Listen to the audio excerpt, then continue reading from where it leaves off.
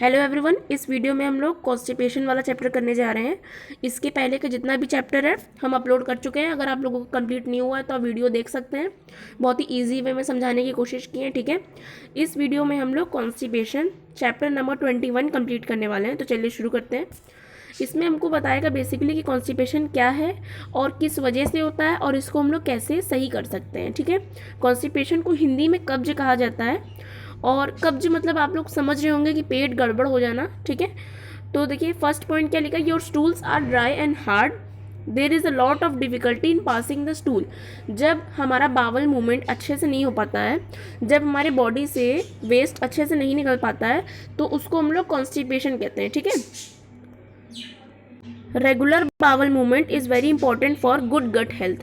रोज़ अपने बॉडी से वेस्ट निकालना, अपने बॉडी से टॉक्सिन्स निकालना बहुत ही इंपॉर्टेंट होता है अपने गुड हेल्थ के लिए, ठीक है। अब देखिए टाइप्स ऑफ कॉन्स्टिपेशन यानी कब्ज कितने प्रकार का होता है। फर्स्ट है एटॉनिक कॉन्स्टिपेशन। ये किस वजह से होता है, जब आप पानी कम पिए, आपके शरीर में पानी की कमी हो, ठीक है, और आप फाइबर भी नहीं ले रहे हैं, ठीक, इस वजह से एटॉनिक कॉन्स्टिपेशन होता है। Second is obstructive constipation. ये कॉन्स्टिपेशन तब होता है जब इंसान चाय बहुत ही ज़्यादा मात्रा में पिए और वो कच्ची चीज़ें खाए। जैसे हम लोग कोई नूडल्स होता है तो हम लोग उसको कच्चा खा लेते हैं, या फिर बहुत लोगों को कच्चे चावल खाने का आदत होता है। तो कच्ची चीज़ों को सेवन करने से भी इस तरीके का कॉन्स्टिपेशन होता है जिसका नाम होता है ऑब्स्ट्रक्टिव कॉन्स्टिपेशन, ठीक है। ये क्या होता है, नहीं तीनों का तीनों कॉन्स्टिपेशन ही है, तीनों का तीनों कब्जे है, लेकिन क्या करने से कौन सा होता है ये हम बता रहे हैं, ठीक है। थर्ड है स्पैस्टिक कॉन्स्टिपेशन। ये होता है तब जब आप चाय दिन भर पी रहे हैं, हर टाइम चाय, ठीक है, दिन में 2 टाइम चाय पी सकते हैं, लेकिन अगर आप 4 बार 5 बार चाय पी रहे हैं और कॉफ़ी पी रहे हैं, ये सारी चीज़ें का सेवन करने से हमें स्पैस्टिक कॉन्स्टिपेशन हो जाता है, ठीक। इन तीनों का नाम आप लोग याद रखिएगा, इससे रिलेटेड एमसीक्यू बन सकता है, ठीक। अब नेक्स्ट देखते हैं ट्रीटमेंट ऑफ कॉन्स्टिपेशन। तो अब बहुत ही सिंपल चीज़ें हैं, बस मेरे साथ इसको रीड करिए।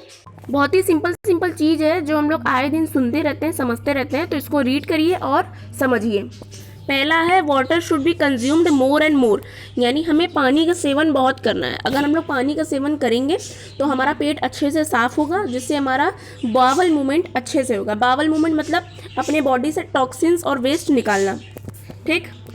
Bread made of flour with bran should be eaten, मतलब हमें फाइबर रिच फूड खाना चाहिए जिससे कि हमारा पेट सफा रहे, ठीक है।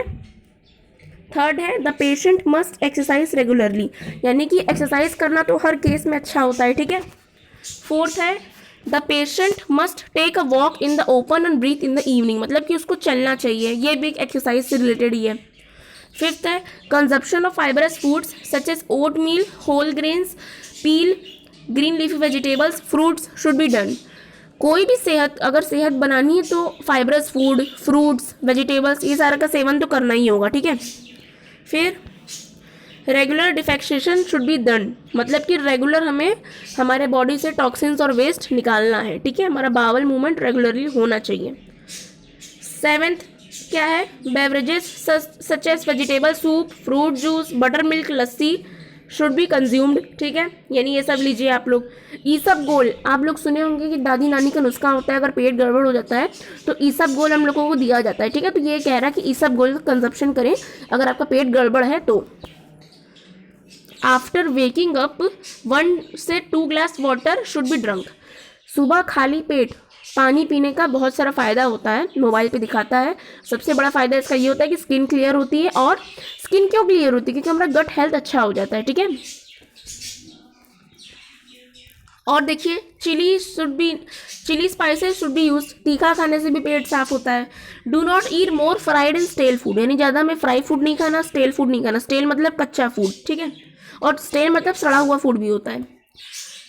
The patient should stay away from mental anxiety, education, stress. जाहिर सी बात है टेंशन वेंशन नहीं लेना, अगर टेंशन लेंगे तो शरीर खराब ही होगा, और ख़राब होगा तो ये सारा दिक्कत देगा, ठीक। नेक्स्ट डूज एंड डोंट्स, यानी कि अगर कब्ज है किसी व्यक्ति को तो वो क्या करे और क्या ना करे, रीड करिए, समझिए और अपने दिमाग में इसको अच्छे से बैठा लीजिए। Drink more amount of water बता दिए। Do not take fibre, do take fibre rich goods, ठीक है, मतलब फाइबर रिच फूड्स खाना है। Do exercise regularly, do take probiotics. Probiotics आप टैबलेट के फॉर्म में भी ले सकते हैं।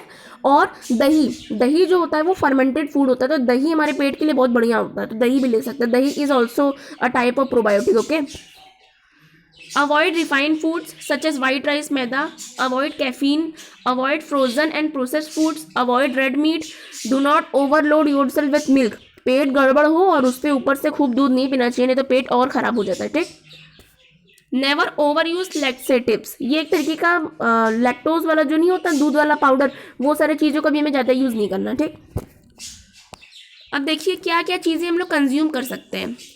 सीरियल्स यानी अनाज, जैसे कि ब्राउन राइस, होल व्हीट, ये सारी चीज़ों में ना फाइबर बहुत होता है, इसीलिए हम लोग इसको कंज्यूम कर सकते हैं। सब्जियां खा सकते हैं। ठीक, कड़वी सब्जियां और हरी सब्जियां हर चीज़ में फ़ायदेमंद है, तो आप हर चीज़ में इसको लिख सकते हैं कि कड़वी सब्जियां और green leafy vegetables, they are very important and they are very nutritious for our health as well as our gut health. Okay, next देखते हैं। डू नॉट, ये सब देखिए वही लिखा है, do not overload yourself with milk, never over use laxatives. ठीक है, वही सारी चीज़ें हैं। फ्रूट्स देखिए, स्मॉल बनाना, साइट्रस फ्रूट्स, ऑरेंज, मौसमी, ये सारी चीज़ें आपको खानी है। मिल्क आप ले सकते हैं लेकिन लो फैट, ठीक है, ज़्यादा हाई फैट नहीं लेना है। फिर मीट, फिश, एग, ये सब तो बेकार है। फिर देखिए ऑयल, शुगर, ये सारी चीज़ें आप ले सकते हैं। सबसे सिंपल और सबसे साधारण भाषा में अगर कब्ज है तो हमें फाइबर रिच फूड खाना है। फाइबर रिच मतलब जिसमें फाइबर बहुत हो, जैसे कि सब्जियां हो गई, फल हो गए, अनाज हो गया, ये सारी चीज़ें खाएंगे तो हमारा पेट साफ रहेगा और कॉन्स्टिपेशन जैसा कोई दिक्कत नहीं होगा। चाय नहीं पीना है, अल्कोहल नहीं पीना है, कैफीन नहीं, स्ट्रेस नहीं लेना है।